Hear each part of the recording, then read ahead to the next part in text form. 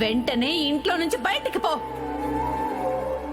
చేయాల్సినవన్నీ చేసేసి ఇప్పుడు ఏ పాపం తెలియదంటే నమ్మడానికి ఇక్కడ పిచ్చోళ్ళెవరూ లేరు. ఎవ్వరూ నా నిర్ణయానికి అడ్డుపడొద్దు. తనని బాగా నమ్మి మోసపోయినందుకు నన్ను నేనే అసహించుకుంటున్నాను. Hi, good morning Lakshmi. Good morning అండి. ఇంత ఎర్లీ మార్నింగ్ లేచావేంటి? ఉదయాన్నే లేవడం నాకు అలవాటు.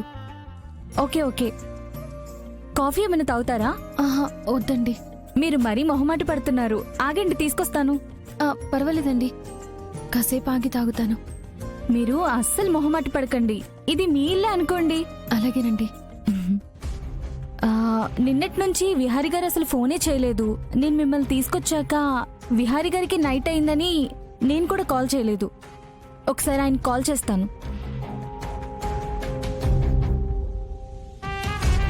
మీరు డయల్ చేసిన నంబరు స్విచ్ ఆఫ్ చేయబడినది. ఇదేంటి, విహారీ గారి ఫోన్ స్విచ్ ఆఫ్ వస్తుంది?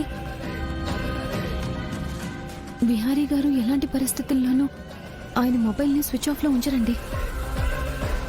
ఎందుకంటే ఆఫీస్ నుంచి, ఫ్యాక్టరీస్ నుంచి, కన్స్ట్రక్షన్ సైట్ నుంచి ఎప్పుడు ఎవరు కాల్ చేస్తారోనని ఎప్పుడు ఆయన ఫోన్ స్విచ్ ఆఫ్ చేయరు. అలాగా? మరెప్పుడు లేంది విహారీ గారి ఫోన్ స్విచ్ ఆఫ్ ఎందుకు వస్తుంది? ఎవరినైనా అడిగి తెలుసుకో లక్ష్మి. పండు ఉన్నాడు. పండుకి ఫోన్ చేస్తే ఏమైనా ఇన్ఫర్మేషన్ తెలవచ్చు. పండు? పండు ఎవరు? విహారీ గారి ఇంట్లో నమ్మిన బంటు. నాకు అన్నయ్య లాంటివాడు.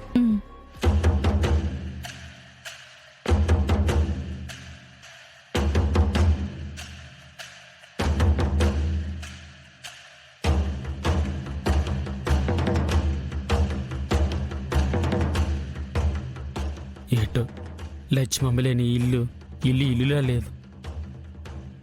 ఈ ఇంటి అసలు కోడలే తరిమేశారు. ఇంక ఈ ఇంటికి కలేటుంటుంది.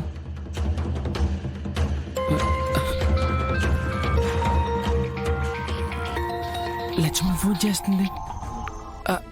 లక్ష్మమ్మ, ఎక్కడున్నావమ్మా? ఎలాగున్నావమ్మా? పండు, నేను బానే ఉన్నాను. నువ్వు ఇంటికాడ నుంచి బయటికి వెళ్ళిన దగ్గర నుంచి ఎటెళ్ళిపోనవు ఏటైపోనవు ఒకటే బెంగమ్మా. పండు, కంగారు పడకు. నేను బాగున్నాను, సేఫ్గానే ఉన్నాను. ఇప్పుడు నా మనసు కుదిరిపడిందమ్మా. సాక్షాత్ మా లక్ష్మీదేవులంటే నిన్ను ఎలాగ పంపించినారమ్మా వీళ్ళు? అంతా నా తలరాత పండు. ముందు నాకు ఒక విషయం చెప్తావా? ఏటమ్మా? అడుగు. విహారీ గారి ఫోన్ స్విచ్ ఆఫ్ అని వస్తుంది. ఆయన ఎక్కడ